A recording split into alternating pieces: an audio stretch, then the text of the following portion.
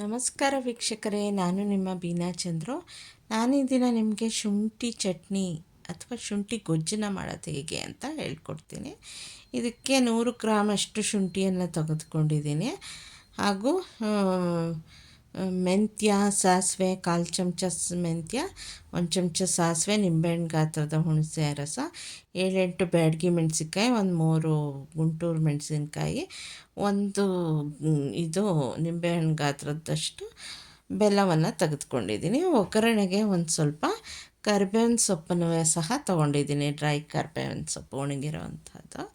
ಇವಾಗ ನಾವು ಈ ಎಲ್ಲ ಇಂಗ್ರೀಡಿಯೆಂಟ್ಸ್ನೂ ಇಟ್ಕೊಂಡು ಶುಂಠಿ ಗೊಜ್ಜನ್ನ ಹೇಗೆ ಮಾಡೋದು ಅಂತ ನೋಡೋಣ ಬನ್ನಿ. ಮೊದಲಿಗೆ ನಾವು ಇವಾಗ ಶುಂಠಿನ ತಗೊಂಡು ಇದನ್ನು ತುಂಬ ಕಾಲ ಇಡಬೇಕಾದ್ರಿಂದ ಅದನ್ನು ಸುತ್ತ ಒರೆದು ಮಣ್ಣೆಲ್ಲ ಹೋಗುವಂಗೆ ಚೆನ್ನಾಗಿ ತೊಳೆದು ಆನಂತರ ಅದನ್ನು ಈ ಕಾಯಿ ತುರಿಯೋ ಮಣೆಯಲ್ಲಿ ಚೆನ್ನಾಗಿ ದಪ್ಪ ತುರಿ ಇರೋವಂಥ ಇದರಲ್ಲಿ ಈ ರೀತಿ ತುರ್ಕೋಬೇಕು. ಎಲ್ಲನೂ ತುರಿದು ಇಟ್ಕೊಂಡು ಇದನ್ನು ನೆಕ್ಸ್ಟು ಒಗ್ಗರಣೆ ಮಾಡ್ಕೋಬೇಕಾಗತ್ತೆ.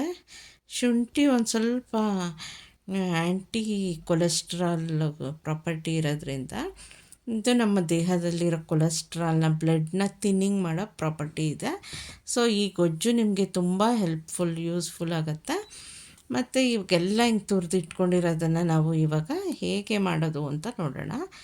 ಈಗ ಬ್ಯಾಡಗಿ ಮೆಣಸಿನ್ಕಾಯಿನ ತೊಗೊಂಡು ಗುಂಟೂರು ಮೆಣಸಿನ್ಕಾಯಿ ಎರಡನ್ನೂ ಒಟ್ಟಿಗೆ ಡ್ರೈ ಫ್ರೈ ಮಾಡ್ಕೊತಾ ಇದ್ದೀನಿ. ಯಾವುದೇ ಆಯಿಲ್ ಬಳಸ್ತಾ ಇಲ್ಲ. ಈ ರೀತಿ ಚೆನ್ನಾಗಿ ಫ್ರೈ ಮಾಡಿ ಅದೊಂಥರ ಕ್ರಿಸ್ಪಿಯಾಗಿ ಮುರಿಯೋ ರೀತಿ ಹಾಕಬೇಕು ಮೆಣಸಿನ್ಕಾಯಿ. ಆ ಥರ ಫ್ರೈ ಮಾಡಿಕೊಂಡು ಅದನ್ನು ಒಂದು ಕಡೆ ತೆಗೆದು ಇಟ್ಕೋಬೇಕು. ಎಲ್ಲ ಈಗ ಚೆನ್ನಾಗಿ ಫ್ರೈ ಆಗಿದೆ, ಇನ್ನೊಂದು ಚೂರು ಫ್ರೈ ಆಗಬೇಕು. ಈಗ ಇದನ್ನು ಒಂದು ಕಡೆ ತೆಗೆದಿಟ್ಕೊಂಡಿದ್ದೀನಿ.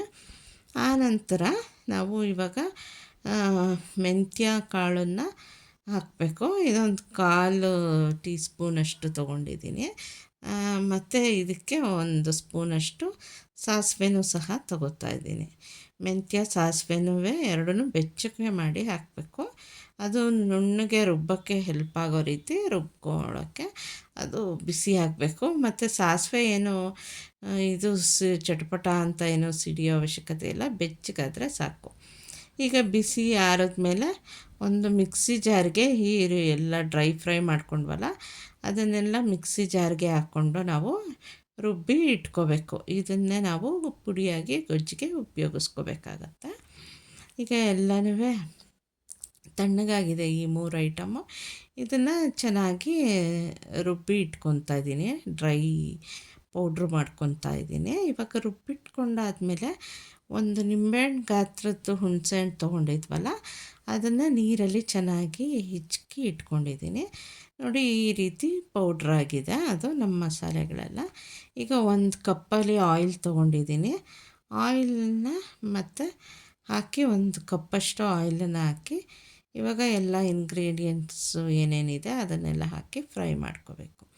ಈಗ ಮೊದಲಿಗೆ ಕರಿಬೇವನ್ನ ಹಾಕ್ತಾಯಿದ್ದೀನಿ. ಕರಿಬೇವು ಹಾಕಿ ಆನಂತರ ಶುಂಠಿಯನ್ನು ತುರಿದಿಟ್ಕೊಂಡಿರೋ ಅಂಥದ್ದನ್ನು ಹಾಕಿ ಇದನ್ನು ಚೆನ್ನಾಗಿ ಫ್ರೈ ಮಾಡ್ಕೋಬೇಕು. ಶುಂಠಿ ಒಂದು ಸ್ವಲ್ಪ ಅದರದ್ದು ಯಾವುದು ಕಹಿ ಥರ ಇರುತ್ತೆ, ಆ ಫ್ಲೇವರೆಲ್ಲ ಹೋಗಬೇಕು, ಹಸಿ ವಾಸನೆ ಎಲ್ಲ ಆ ರೀತಿ ಚೆನ್ನಾಗಿ ಫ್ರೈ ಮಾಡ್ಕೋಬೇಕು ಎಣ್ಣೆನೆಲ್ಲ. ಇದನ್ನ ಸುಮಾರು 7-8 ನಿಮಿಷ ಫ್ರೈ ಮಾಡಿಕೊಂಡ್ರೆ ಅದರ ಹಸಿ ವಾಸನೆ ಎಲ್ಲ ಹೋಗುತ್ತೆ ಮತ್ತು ಎಣ್ಣೆ ಎಲ್ಲ ಹೀರ್ಕೊಂಬಿಡುತ್ತೆ ಶುಂಠಿನ. ಇವಾಗ ಎಣ್ಣೆ ಎಲ್ಲ ಹೀರ್ಕೊಂಬಿಟ್ಟಿದೆ. ಇವಾಗ ನಾವು ಪೌಡ್ರ್ ಮಾಡಿಟ್ಕೊಂಡಿರೋ ಅಂಥ ಪೌಡ್ರನ್ನ ನಮಗೆ ಎಷ್ಟು ರುಚಿಗೆ ಬೇಕು ಅಂದಾಜು ಗೊತ್ತಾಗುತ್ತೆ ಅಡುಗೆ ಮಾಡೋರಿಗೆ. ಈಗ ನಾನು ಇದನ್ನು 2.5 ಸ್ಪೂನಷ್ಟು ಹಾಕಿದ್ದೀನಿ. ಮತ್ತೆ ಬೇಕಾದರೆ ಮತ್ತೆ ಹಾಕ್ಕೋಬೋದು. ಈಗ ಹಾಕ್ಕೊತಾ ಇದ್ದೀನಿ. ಕನ್ಸಿಸ್ಟೆನ್ಸಿ ಸರಿ ಇದೆ ಅನ್ನಿಸ್ತಾ ಇದೆ. ಈಗ ಇದಕ್ಕೆ ನಾವು ಉಪ್ಪನ್ನ ಅವಶ್ಯಕತೆ ಇರೋಷ್ಟು ಹಾಕ್ಕೋಬೇಕು. ನಾನು 1 ಸ್ಪೂನ್ ಉಪ್ಪನ್ನು ಸಹ ಹಾಕ್ಕೋತಾ ಇದ್ದೀನಿ. ಉಪ್ಪು, ಖಾರ, ಹುಳಿ ಎಲ್ಲ ಸೇರಿದೆ ಇದು ಶುಂಠಿ ಗೊಜ್ಜಿಗೆ. ಶುಂಠಿ ಹಸಿ ವಾಸನೆ ಎಲ್ಲ ಹೋಗಿ ಚೆನ್ನಾಗಿ ಫ್ರೈ ಆಗಿದೆ. ಈಗ ಹುಳಿಯನ್ನು ಹಾಕ್ಕೊಂಡು ಇದಕ್ಕೆ ಕುದಿಸ್ಕೋಬೇಕು. ನಾವು ಏನು ಹುಳಿ ಕಲಸಿದ್ವಲ್ಲ ಅದನ್ನು ಹಾಕ್ಕೊಂಡು ಈಗ ಅಡಿ ಹತ್ಕೊಳ್ದೇ ಇರೋ ಥರ ಪಾತ್ರೆಗೆ ಅಂಟದೇ ಇರೋ ಹಾಗೆ ಚೆನ್ನಾಗಿ ಇದು ಮಾಡಿ ಚೆನ್ನಾಗಿ ಅದನ್ನು ಕುದಿಸ್ಕೋಬೇಕು. ಇವಾಗ ಚೆನ್ನಾಗಿ ಅದು ಫ್ರೈ ಆಗ್ತಾಯಿದೆ. ಚೆನ್ನಾಗಿ ಫ್ರೈ ಆಗಿ ಇದಕ್ಕೆ ನಾವು ಇನ್ನೊಂದು ಸ್ವಲ್ಪ ಹುಳಿನ ಹಾಕಿ ಇನ್ನೂ ಚೆನ್ನಾಗಿ ಫ್ರೈ ಮಾಡ್ಕೋಬೇಕು. ಇದನ್ನು ಚೆನ್ನಾಗಿ ಇದಾಗ್ತಾ ಕುದೀತಾ ಇರುವಂಗೆ ನಾವು ಇದಕ್ಕೆ ಬೆಲ್ಲನೂ ಸಹ ಸೇರಿಸ್ಬೇಕು. ನಾವು ಒಂದು ಗಿಟ್ಕು ಬೆಲ್ಲ ತೊಗೊಂಡಿದ್ನಲ್ಲ, ಇದು ಉಂಡೆ ಬೆಲ್ಲ ತೊಗೊಂಡು ಪುಡಿ ಮಾಡ್ಕೊಂಡಿದ್ದೆ, ಅದನ್ನೇ ಹಾಕಿದ್ದೀನಿ. ಉಪ್ಪು, ಹುಳಿ, ಖಾರ, ಸಿಹಿ ಎಲ್ಲ ಸೇರಿ ಇದು ತುಂಬ ಪರಿಮಳ ಚೆನ್ನಾಗಿ ಬರ್ತಾಯಿದೆ. ರುಚಿಯಾಗಿ ಒಳ್ಳೆ ಕಲರ್ ಸಹ ಬಂದಿದೆ, ಹಾಗೂ ಎಣ್ಣೆ ಬಿಟ್ಕೊತಾ ಇದೆ. ಇದನ್ನು ನಾವು ಬಿಸಿ ಅನ್ನದ ಜೊತೆಗೆ ಹಾಕ್ಕೊಂಡು ತುಪ್ಪ ಹಾಕ್ಕೊಂಡು ತಿಂದರೆ ತುಂಬ ಚೆನ್ನಾಗಿರುತ್ತೆ. ವೀಕ್ಷಕರೇ, ಇದನ್ನು ನಿಮ್ಮ ಮನೆಯಲ್ಲೂ ಟ್ರೈ ಮಾಡಿ ನಮ್ಗೆ ಹೇಗಿದೆ ಅಂತ ತಿಳಿಸಿ. ನೋಡಿ, ಇದು ಫ್ಲೇವರ್ ಎಷ್ಟು ಚೆನ್ನಾಗಿ ಪರಿಮಳ ಬರ್ತಾಯಿದೆ, ಹಾಗೂ ಇದ್ರ ಕಲರಂತೂ ತುಂಬ ಚೆನ್ನಾಗಿ ಕಾಣ್ತಾ ಇದೆ. ಇದನ್ನು ನೀವು ಚಪಾತಿ, ರೊಟ್ಟಿ ಜೊತೆನೂ ಸಹ ತಿನ್ಬಹುದು, ಇಲ್ಲ ಒಗ್ಗರಣೆ ಹಾಕ್ಕೊಂಡು ತಿನ್ಬೋದು.